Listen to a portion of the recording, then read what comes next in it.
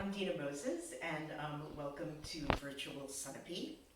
One of the things I'm going to do is over the next 9 days, I am going to weave some scarves with you.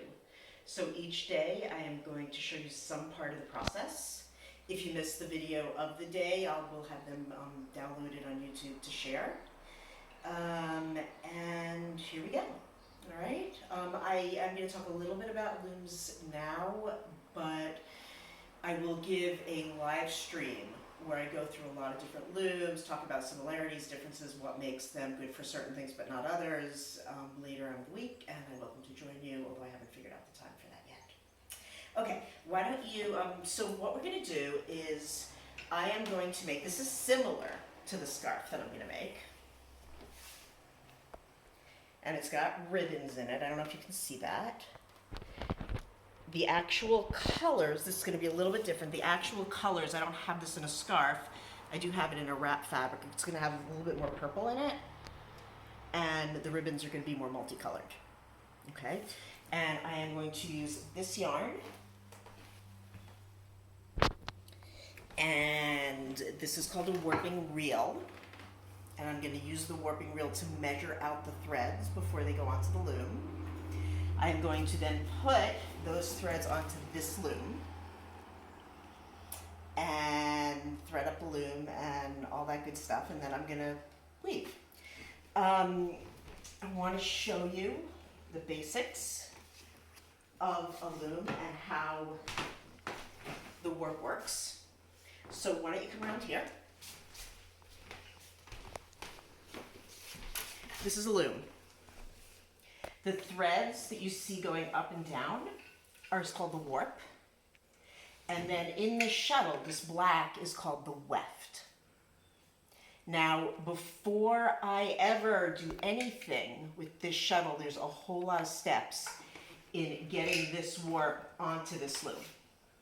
If you look, there's a back beam, the warp comes through, right? Actually, so let's start here. This particular warp has 168 threads running up and down, okay? Every thread goes through the reed, okay? You see, there's the reed, the thread goes through the reed so that they're evenly spaced.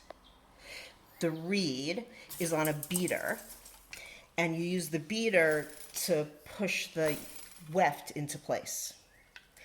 Then, if you come back here, every thread goes through a heddle, right? These metal things. Sometimes they're string. On this one, they're metal, and that's got a little eye in it. And the thread goes through the eye, and these can be raised to bring the threads up.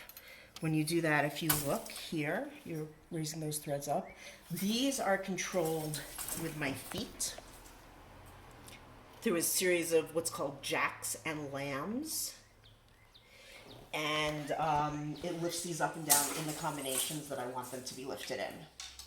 The warp, after getting threaded through the reed, threaded through the heddles, come back around here, and do you see all the layers of paper? The paper keeps every layer of yarn at the exact same length, so you don't have any hills, you don't have any valleys. Everything's going on at the same circumference, so that when it comes off, you have even tension all the way across. Now, this has layers and layers and layers. There's enough on this loom right now to weave 3 more scarves. And then what happens is, as I'm working in the front, I run out of space. I release, there's a series of breaks. This is a braking system. I will release this warp on this beam, bring it up, pull it forward, and then the finished cloth, this is the cloth beam, the finished cloth will go on this beam.